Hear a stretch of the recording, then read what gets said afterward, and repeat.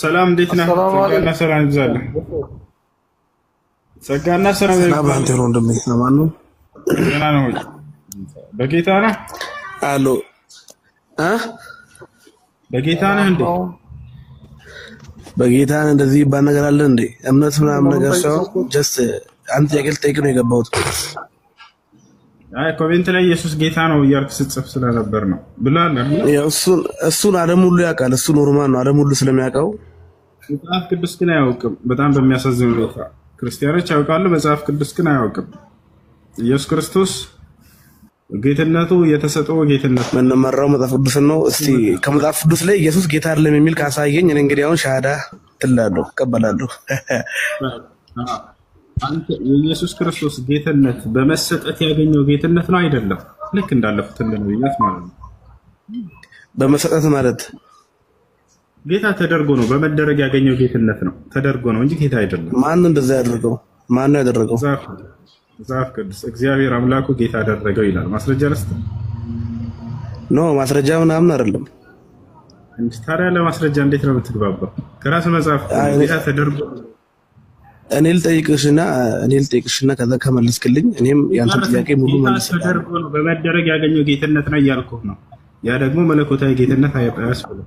መጀመሪያ እኔ ልጠይቅና መልስልኝ። እኔም ያንተን የፈለግከውን ጥያቄ ስለ ሥላሴ ስለማን መልስልሃለሁ። የፈለግከውን ጥያቄ ወደ ማስረጃው ስንመጣ ጊዜ እኔ ልጠይቅህ ወደሚለው ለምን ትሄዳለህ? ቀጥል፣ ሄደበት እንጂ ኢየሱስ ክርስቶስ ጌትነት ልጠይቅ ለምን ትፈራለህ? ቀስ ብለህ አንተ እውቀት አለ የሚባል ልጅ አይደለም። ወደ ማስረጃ ሲሄድልህ ጊዜ ፈርተህ ጥያቄ ያለኝ ወደሚለው መጣ። እስቲ አንዴ እንኳን እኛን ጠይቃችሁ እስቲ ለምን ትፈራለህ? አንተ ጀምረሃል እኮ ለምን ታቋርጠዋለህ? የኢየሱስ ክርስቶስ ጌትነት መስክርለት እንጂ አንጀታችን አትብለው። አንጀትን አለ ብለው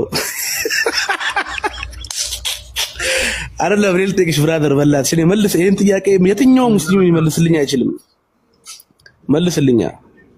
ስርዓት አልባ ናቸው። አያቸው ጠይቅ፣ በቃ ልፍ ያለው ችግር የለም። ሁለተኛ ግን ሰላም አላህ ማን ነው? ተናገር። እኔ ልስደ አላህ ማን ነው? አላህ ማለት የኢየሱስ ክርስቶስ አምላክ ነው። ማስረጃ ልስጥህ። ከቁርአን አልፈለግም፣ ከመጽሐፍ ቅዱስ ላይ አላህ የኢየሱስ አምላክ ነው የሚለው ስጠኝ። ይሄ ታሶ በደንብ ነው የማሳየህ። ኢየሱስ ክርስቶስ የጠበቁ ነው። አላህ የሚለው አላህ ስሙ ተጠቅሶ መጽሐፍ ቅዱስ ላይ የኢየሱስ አምላክ ነው። አሳየኝ። በደንብ አድርጌ ነው የማሳየህ። እሺ አሳየኝ። እሺ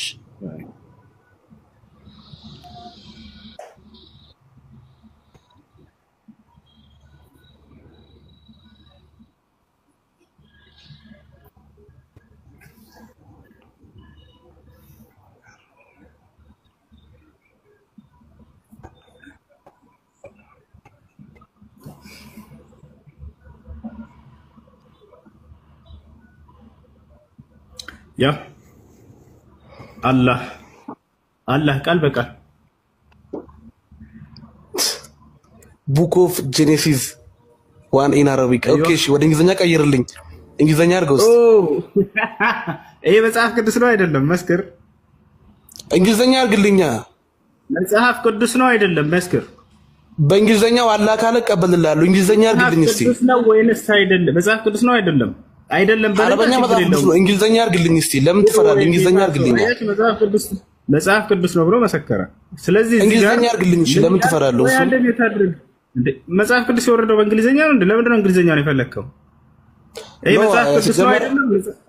አረበኛው ሲጀመር አረበኛው ጦጣ አያችሁት አይደለ? መጽሐፍ ቅዱስ ነው አይደለም? በደንብ አድርጎ መጽሐፍ ቅዱስ መሆኑን መሰከረ። እዚህ ጋር ምን ይላል? አምላክን አላህ ብሎ ነው የሚጠራው። ምን ትላለህ? ይሄ ጌታ ሰው እንግሊዝኛ አድርግልኝ። እሺ ለምን አታደርገውም? እንግሊዝኛ አላህ ካለ እሺ አምናለሁ። እንግሊዝኛ አድርግልኝ። እንግሊዝኛ ለምን ይፈልክ? በእንግሊዝኛ ነው እንደወረደው መጽሐፍ ቅዱስ። አረበኛ ሲጀመር አረበኛ መጽሐፍ ቅዱስ ሲጀመር አላህ እንደሚል አውቃለሁ። እንግሊዝኛ አላህ ካለ እቀበልልሃለሁ። እስቲ እንግሊዝኛ አድርግልኝ። እሱን ነው የምንፈልገው። ስለዚህ በአረበኛ መጽሐፍ ቅዱስ ላይ አምላክን አላህ ብሎ ነው የሚጠራው።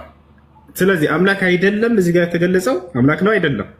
እንግሊዝኛ አድርግልኝ እስቲ። እሱ እንግሊዝኛ አድርገውና ነው በእንግሊዝኛ ነው አይደለም?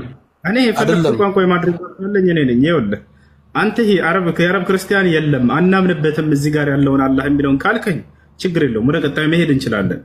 እዚህ ጋር የተጠቀሰው መጽሐፍ ቅዱስ ላይ አምላክን አላህ ብሎ የጠራው መጽሐፍ ቅዱስ መሆኑን መስክርሃል። ይሄ መጽሐፍ ቅዱስ ስህተት ነው ወይንስ አይደለም? ሲጀመር እኔ አረበኛ አላቅም፣ አላህ የበላይ አላቅም። ጄኔሲስ የሚለውን ዘፍጥረትን ግን አይቼዋለሁ ነው በዚህ። ስለዚህ ካላውቅም በልና የሚያውቅ ሰዎች ደግሞ እንግሊዘኛ አድርገው ተረጋጋ፣ ቀስ በል። ስለዚህ የአረብ ክርስቲያን አለ። ይሄ መጽሐፍ ቅዱስ ራሱ መጽሐፍ ቅዱስ እንደሆነ ቅድም መስክረሃል። ገብቶሃል አይደለ? ኦሪት ዘፍጥረት ምዕራፍ 1 ቁጥር 1 ላይ ምን ይላል? ያ ጀማዓ ፊል በድኢ ኸለቀ አላሁ ሰማዋት ወልአርድ ይላል። አረበኛ የሚችል ክርስቲያን ጓደኛ አለህ? የለኝም። በጣም ጥሩ። አረበኛ የምትችሉ ክርስቲያን ካላችሁ አንድ ቁጥር ጻፉልኝ።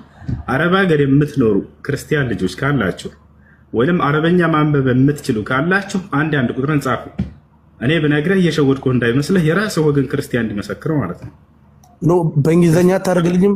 ትራንስሌት አድርግልኝ በእንግሊዘኛ። ያው ተረጋጋ፣ ቀስ በል። አንድ ቁጥር ጻፍ።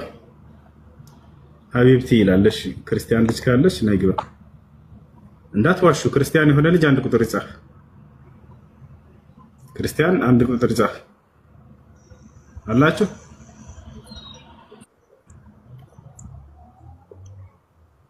ያልሆናችሁ እንዳትጽፉ።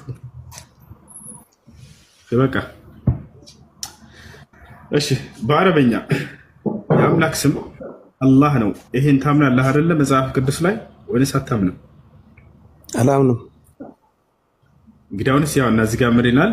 ፊል በድኢ ኸለቀ አላሁ ሰማዋት ወልአርድ ይላል። ላሳይህ አንድ ጊዜ። ያውና ኦሪት ዘፍጥረት ምዕራፍ 1 ቁጥር 1 አላህ በመጀመሪያ ሰማይና ምድርን ፈጠረ ይላል። ገብቶሃል አይደል? እንግሊዘኛ አድርግልኝ። እሺ በእንግሊዘኛ የአምላክ ስም እግዚአብሔር ነው ወይስ አይደለም?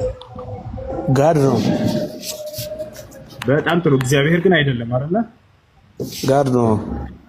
ስለዚህ ለምን እግዚአብሔር አይደለም በለኝ። አቡ ድምፅህን አንድ አንጀቴን አትብለው። እግዚአብሔር አይደለም በለኝ። ወርዳል።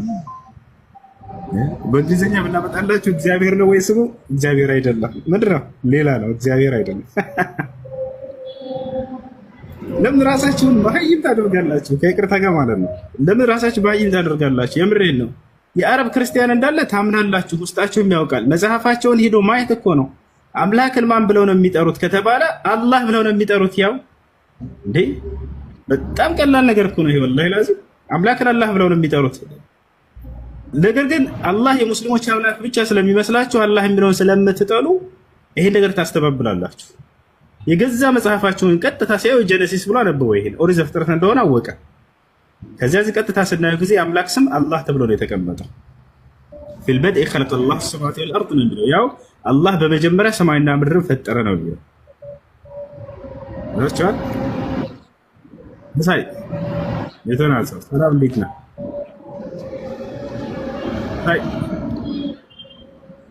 መሳይ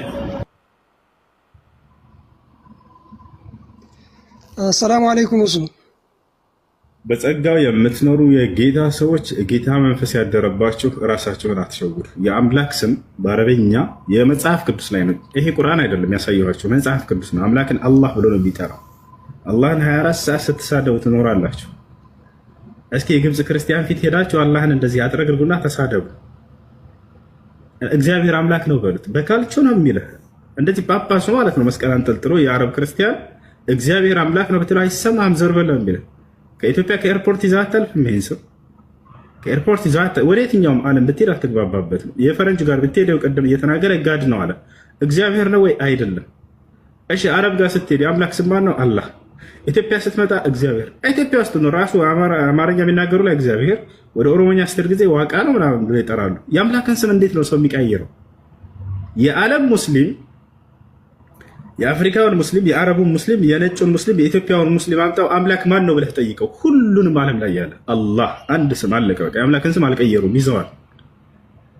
የኢትዮጵያ ስትሄድ እግዚአብሔር፣ የኢትዮጵያውን አምጣው አንድ ቦታ አስቀምጠው፣ የአረብ ክርስቲያን አንድ ቦታ አስቀምጥ፣ ከእንግሊዝኛ አንድ ክርስቲያን አስቀምጥ፣ ከኦሮሞኛ አንድ ክርስቲያን አስቀምጥ። የተለያየ ስም፣ የተለያየ ስሞች። አሽ ጥያቄ ያለው መቀጠል ይችላል። አይ እሱ ሰላም አለይኩም ወራህመቱላህ። ወአለይኩም ሰላም ወራህመቱላህ ወበረካቱ። አንድ ጥያቄ ነበረኝ። ወቃለ ረሱሉላህ ሰለላሁ ዐለይሂ ወሰለም ኡምርቱ አን ኡቃቲለ الناس حتى يقولوا لا اله الا الله የሚለው ሐዲስ ከይፈ ነፍهم ኡምርቱ አን ኡቃቲል እና ኡምርቱ አን አቅቱል ይለያሉ አይደለ?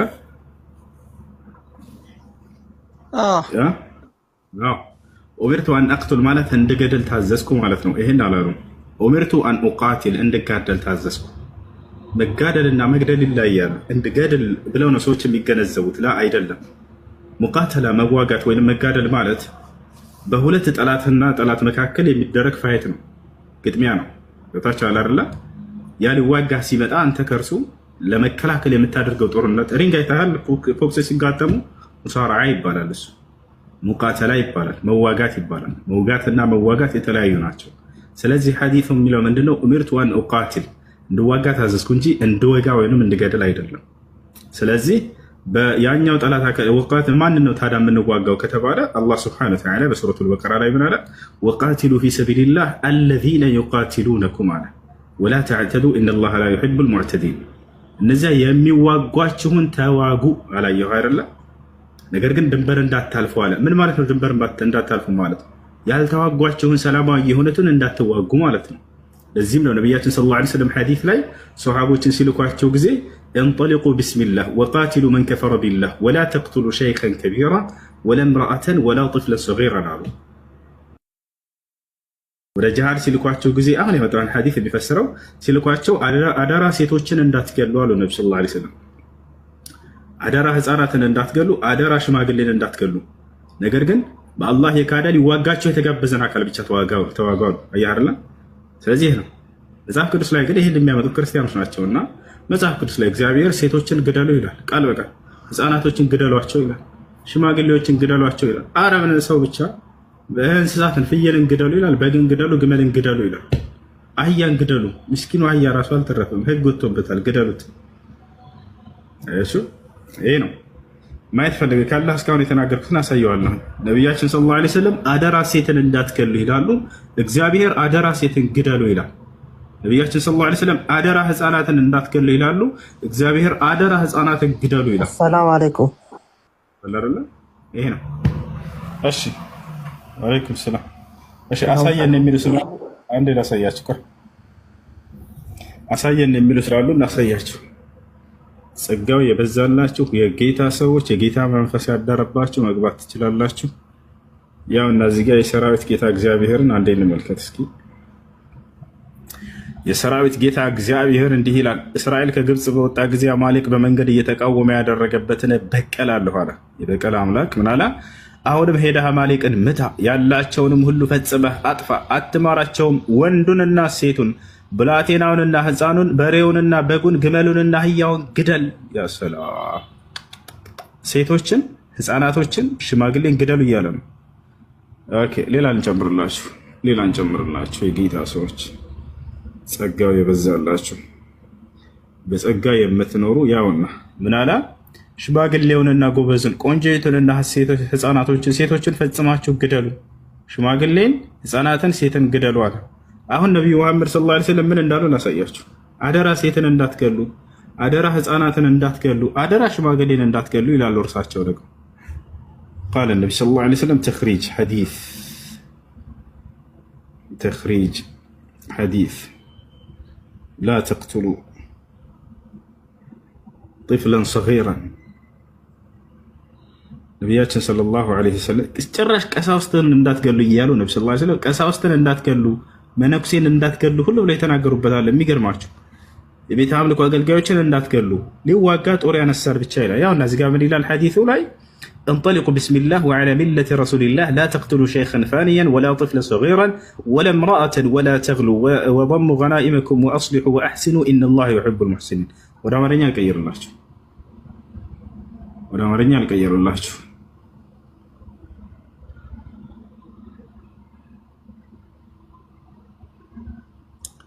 ወደ አማርኛ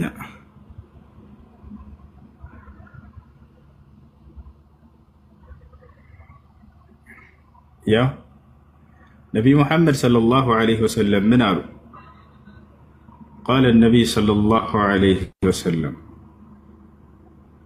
ላ ተቅቱሉ ጥፍለን ሰጊራን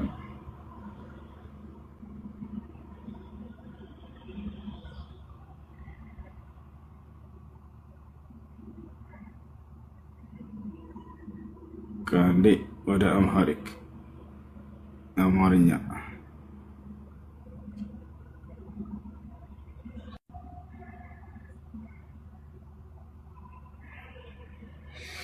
እሺ ወደ አማርኛ ከቀየረን እንመልከተው።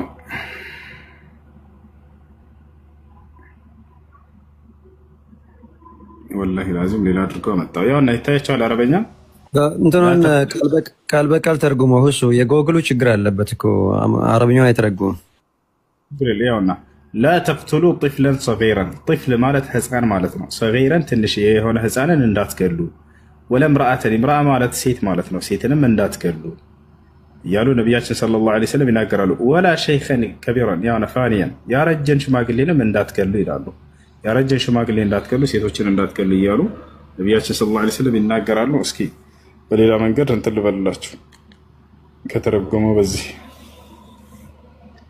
ቆይ ላሳያችሁ። አንዴ እንዳሳያችሁ ክርስቲያኖች ካሉ ምናልባት የሸወድናቸው እንዳይመስላቸው እንድመለከቱ ነው። ነቢያችን ሰለላሁ ዐለይሂ ወሰለም ሽማግሌን እንዳትገሉ፣ ህፃናትን እንዳትገሉ፣ ሴቶችን እንዳትገሉ ብለዋል። እርሱን ትመለከታላችሁ ማለት ነው። ያው እና ይታያቸዋል። ምን አሉ? ህፃንን አትግደሉ፣ ወጣትን ወይንም ሴትን አትግደል።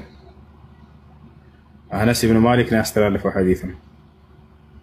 ያው ህፃንን ወጣትን ወይንም ሴትን አትግደል ይህን ይመስላል። ልጆች ጥያቄ ያለው መቀጠል ይችላል። እኔ አንድ ጥያቄ አለኝ ወንድሜ። እሺ ጥያቄ ምንድን ነው?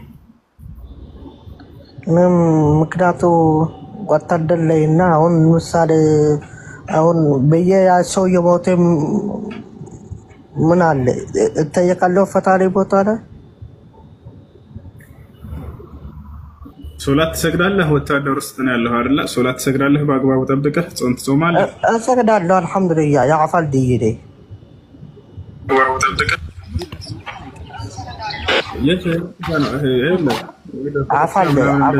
አፋር ክልል ውስጥ ነው ያለው። አፋር ክልል ሰው በመግደል ሰው ይጠየቃል እንጂ ነብያችን አሁን ሰለላሁ ዐለይሂ ወሰለም ያንተ ደንብ እየገባ ሰውዬ ምክንያቱም መግደል አትችልም። ሊዋጋ የመጣ ጠላት ከሆነ ችግር የለውም። ሊዋጋ ለምሳሌ ወደ ክልልህ መጥቶ ሊወጋ ከሆነ ሊያጠቃህ ከሆነ አንተንና ህዝብህን የዛኔ ትከላከላለህ። ይሄ ሰውዬ ሊዋጋ ከመጣ ነቢያችን ሰለላሁ ዐለይሂ ወሰለም ከራሱ መከላከል ጂሃድ እንደሆነ ተናግረዋል። መን ቁቲለ ዱነ ዒርዲሂ ፈሁወ ሸሂድ አሉ። ከክብሩ እየተከላከለ ሳለ የተገደለ ሸሂድ ነው አሉ። ስለዚህ አንተ በሰላም ሀገር እዚያ እየጠበቅህ ያለህ ጠላት መጥቶ ሊዋጋ ካለ የዛኔ ከራስህና ከህዝብ ብትከላከል አንተ ያኔ ገደልከ፣ አንተ ሙጃሂድ ነህ። በአላህ መንገድ ላይ የምትሰዋ አንድ ጊዜ ከይቅርታ ጋር አንዱ ቴንክ ብሎዬ አመሰግናለሁ።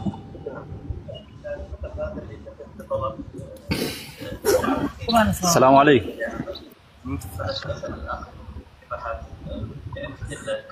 السلام عليكم. كيف؟ عندي ترقب وتستمر هكذا وادخل روابط الذين يسلمون معه هم عندهم رابط لهم هم مثل ما تكلمنا. طيب شيخ في رابط لهم اذا كانوا داخل الدوله وفي رابط لهم اذا كانوا خارج الدوله وارسلت كل هذه الروابط. طيب شيخ بارك الله فيك. في واحدة بعد أسلمت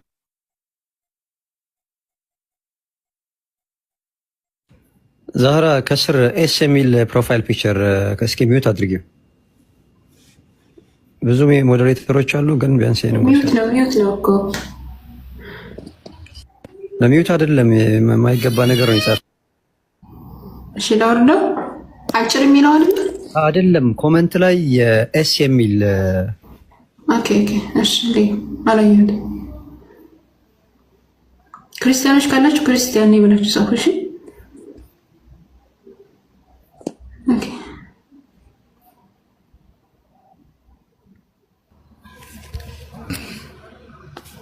እሺ እሺ ምን ነበር ያላችሁት? السلام عليكم ورحمة الله وبركاته. وعليكم السلام ورحمة الله وبركاته. سلام ነው ሁሴን? አልሐምዱሊላህ ረህማን። አንድ ጥያቄ ነበረኝ። ረመዳንን በተመለከተ ነው። ውሎውን ጾሞ ውሎ ማታ ከፍጥሪያ በኋላ ቢሰርቅ አጅሩ እንዴት ነው? ከጾሙ ነው ወላ እንዴት ይታያል? አውቄበታለሁ አሰራሩን ተወቀ ትቻለኝ። እሺ አሰራሩን ስላወቅኩበት ስለቻልኩበት እሄዳለሁ ያልኩን ትቻለኝ። ወረዛ ቦታ ከሄድክ እንትን በልም። እሺ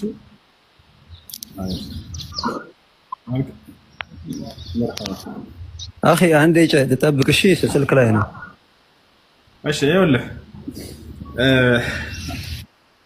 የጥያቄው ጾመኛው ነው። በጣም ፍረሰይ ጾመኛው ነው። ቀኑ ሙሉ ብሎ ማታ ላይ ቢሰጥ ፈርቼ ነው እንጂ ልስቅ ነበረ ግን ፈር እሺ ለማንኛውም አላህ Subhanahu Wa Ta'ala በጾም ቀን ብቻ ሳይሆን በጾም ሌሊትም ማመጽ ተገቢ አይደለም። መስረቅና እንደዚህ ተገቢ አይደለም። ስለዚህ በጾሙ ላይ ችግር ያመጣበታል ወይ? በጾሙ ላይ ችግር ያመጣል። ነገር ግን መስረቁ ከታላላቅ ወንጀል ነው። አላህ Subhanahu Wa Ta'ala የሰዎችን ገንዘብ እንዳሰርቅ ከልክሏል በቁርአን ላይ والذين لا يدعون مع الله إلها آخر ولا يقتلون النفس التي حرم الله إلا بالحق ولا يزنون من يالين ناكرل ولا تأكلوا أموالكم بينكم بالباطل بسورة النساء علي لما كاكلاتشو كذباتشون بحسدها تبليلا بس هو كذب مبلات كلكلنا حرام ነው كلكلنا النبي صلى الله عليه وسلم ከተላላቁ እሱ የሰረቀው ነገር እኮ አልገለጸም። ሌላም ነገር ሊሆን ይችላል። ከባይሮ ሌላም ነገር ሊሆን ይችላል። የሰረቀው ገንዘብ ማለት ነው። ከባይረ ወንጀል አይደለም። አዎ የሰረቀው ምን አለ መሰለህ፣ ቀላል ነገር ነው የሰረቀው። ዙሮ ስርቆት ነው የሰረቀው። ከባድ ነገር አይደለም። አፍጥሮ ከፍጥሪያ በኋላ ከዚህ ብርቱካን ነው የበላው እና ደግሞ እኛ በዚህ ተከራክረንበት ነው ቢሆንም ወንድም ነው የሰዎች ሐቅ እስከሆነ ድረስ ማስፈቀድ አለብን። ያለ ፈቃዳቸው መብላት አይቻልም። ነገር ግን ለምሳሌ ሰውየው ገጠር ላይ እየሄደ ነው፣ የተዘራ እርሻ ነው፣ ዝናብ አጠጥቶት ምናምን እንደዚህ ካፈሩት እርሻዎች መካከል ሰውየው በጣም ከተራበ ህይወቱ አደጋ ላይ ከሆነ ካገኘ ባለቤቱን ያስፈቅዳል። ካላገኘ ግን ከዚያ ቆረጥ አድርጎ ቢበላ ህይወቱን ለማትረፍ ይሄ ሰውዬ ሊሞት ነው እንበል። በጣም ተርቧል፣ በጣም ተጠምቷል። ካልበላ ይሄን በዚህ ህይወቱን ካላተረፈ ሊሞት ነው። ከህይወቱ በላይ አይደለም እና ይሄን ነገር ባለቤቱን ካገኘ ያስፈቅዳል። ካላገኘ አንድ አንስቶ ቢበላ ህይወቱን ለማትረፍ ያክል እንጂ እስኪጠግብ አይደለም። ይሄ ወንጀለኛ ይሆናል። ከዚህ ውጭ ግን ዝም ብለህ ምንም ሳትሆን ሳትራብ ምን ሳትል የሰው ንብረት አንስተህ መብላት ይሄ ከታላላቅ ወንጀል ነው። አይቻልም። ማስፈቀድ አለባችሁ። ያለ ፈቃዳቸው መብላት ወጥቷቸው። እሺ ጠይብ፣ ሌላ ጥያቄ ነበረኝ። በትዳር ጉዳይ ነውና ልጅቱን አስጠይቆ ቤተሰቦቿ አንሰጥም አሉ። ምንም ምክንያት ኑሯቸው ሳይሆን ወደ ውጭ ሀገር እንሰዳል በሚል ማለት ነው። ከዛ ልጅየው ጠለፋትና የተወሰነ 10 ቀን ምናምን የሚሆን አብረው ከረሙ። ያው አብረው ሲከርሙ ያው በዚህ ማለት ነው። ከዛ እንደገና በሀገር ሽማግሌ ተመልሳ ልጅቷ ሂዳ ተስማሙ ቤተሰቦቿ። ከወር በኋላ ኒካህ አደረጉ። ኒካሁ እንዴት ይታያል?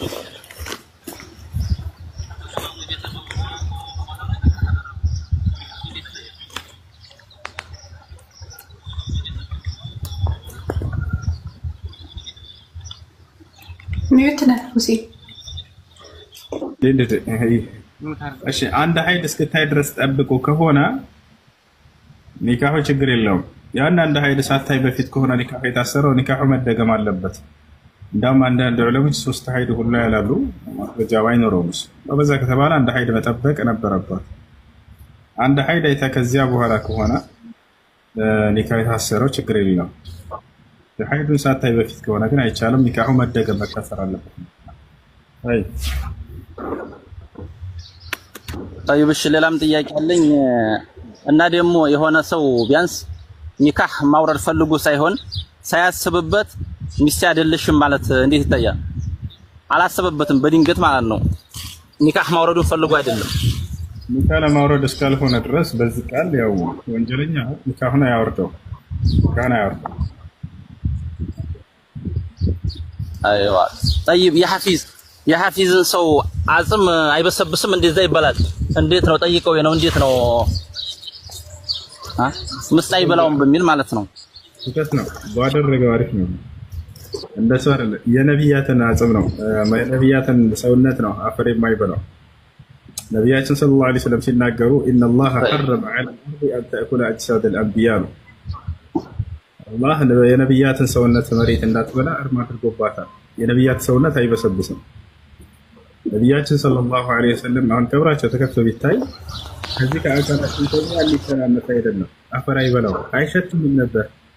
የሚደንቅ ነው። ነቢያችን ሰለላሁ ዐለይሂ ወሰለም ሞተው ወደው አልተቀበሩም። ሁለት ቀን እንዲሆን አንድ ቀን ከሆነ ሁለት ቀን እንዲሆን አድረዋል። ነገር ግን አቡበክር ስዲቅ ረዲየላሁ ዐንሁ ዘግይቶ ነበር። ሲመጣ ጊዜ ሲያያቸው ቁልተ ወረቢ ሐየን ወመይተን ብሎ ገለጻቸው።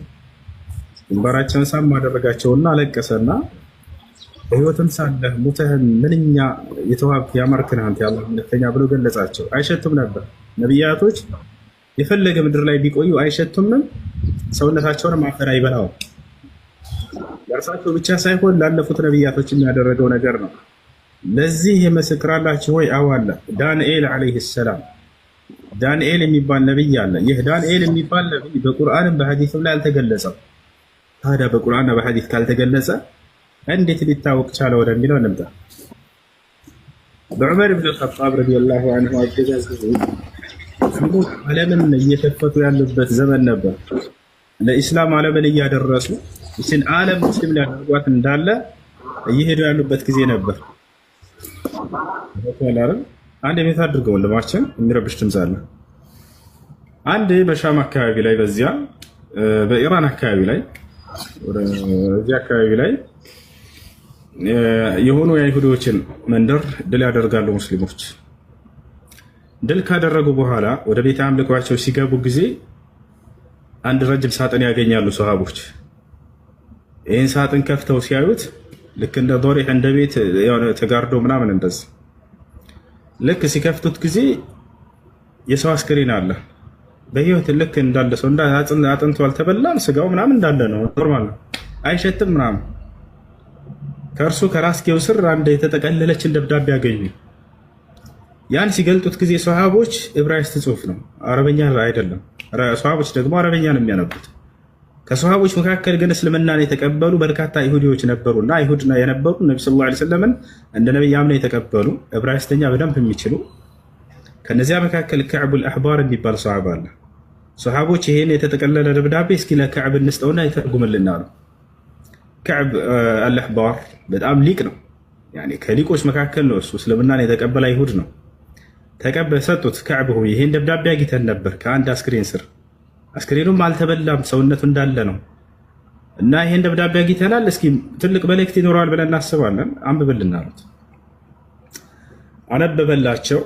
እኔ የአላህን መልእክተኛና ነብይ ዳንኤል እባላለሁኝ አለ። ከእስራኤላውያን ነብያቶች መካከል አንድ ነብይ ነኝ፣ የመጨረሻው ዘመን ነብይ፣ የነብዩ መሐመድ ትውልዶችም እስከዚያ ዘመን ድረስ አስክሬኔ በሰዎች ይኖራል። በቃ ታቻለ ሳይቀበር ይቆያል። የዚያን ጊዜም የመጨረሻው ዘመን ነብይ አስክሬኔን አውጥተው ያኔ አንስተው እነሱ ይቀብሩኛል አለ። የዚያ ዘመን ነብይ መልካም ሰዎች እንደሆኑና ትውልዶቹ መልካም እንደሆኑ እዚያ ላይ እንዳለ ጽፎላቸዋል። ይሄን ነገር አገኙ። ያኔ ዑመር ብን አልኸጣብ ወዲያው ታሪክ ይሄ ነገር ተነገረው። አሚሩ በዚያ ዘመን እርሱ ነውና እንዲህ አገኘን ብሎ ተናገረ። هذا نبي الله ዳንኤል አለ። ዑመር ምን አለ? ይሄም የአላህ መልእክተኛና ነብይ የሆነው ዳንኤል ነው አለ። ይፈቻል። والنبي صلى الله عليه وسلم قال لنا ነብዩ ሰለላሁ ዐለይሂ ወሰለም እንዲህ ብለው ነበር አለ። ان الله حرم على الارض ان تاكل اجساد الانبياء አላህ በመሬት ላይ እርም አድርጎባታል የነብያትን ሰውነት እንዳትበላ። ይፈቻል። ስለዚህም ምን እናድርግ ታዲያ አሉት። ይሄን ምን ያደርጉበት ነበር አይሁዲዎች? ይሄን ታላቅ ነብይና መልእክተኛ ዳንኤልን ተበሩክ ያደርጉበት ነበር፣ በእርሱ ይባረኩበት ነበር፣ በረከትን ይፈልጉበት ነበር። ድጋሚ ምናልባት ወደዚህ ቦታ መጥተው ድል አድርገው እንዳያገኙት ዑመር ምን አደረገ? ዳግም ወደ ባዕድ አምልኮ እንዳይመለስ ሰው ማለት ነው። ምን አዘዘ? 13 መቃብሮችን ቆፍሩ አለ። ከዚያስ ከመካከላቸው አንደኛው ላይ ቅበሩት፣ ሌሎቹንም እንደ መቃብር አስመስላችሁ ድፈኗቸው አለ። ይሄን ለምን እንዳደረገ ሲጠየቅ ጊዜ ዳግም መልሰው እንደገና ይሄን አስክሬን እንዳያገኙትና ወደ ባዕድ አምልኮ እንዳይመለሱ አይነዋች ሆኖባቸው ተደብቆባቸው እንዲቀር ነው አለ። ተመልከቱ ሱሐቦች በአላህ ላይ ያላቸው ቅናቻ ከአላህ ውጭ ለሌላ አካል ለባዕድ አምልኮ እንዳይመለክ ሽርክ እንዳይሰራ የሚያደርጉትን ጥረት ተመልከቱ። ዳግም ወደ ባዕድ አምልኮ እንዳይመለሱ ሁለተኛ መተው እንዳያገኙትና እንዳይለምኑ ከአላህ ውጭ አንድ ነቢይ ይሄን በቃ ደብቁባቸዋል። ተደብቆ ቀረ፣ በዚያው ማንም ሳያገኘው ቀረ። ይሄ ነው እንዳጠቃላይ የነብያቶችን ሰውነት አስክሬን ማን አሜሪካ ትበላውም ተብሏል። የሌሎቹን ግን እየተባለ የለም። ضعيف حديث አለ የሐፊዞችን አይበላውም የሚል ነገር ግን ሷሂህ አይደለም።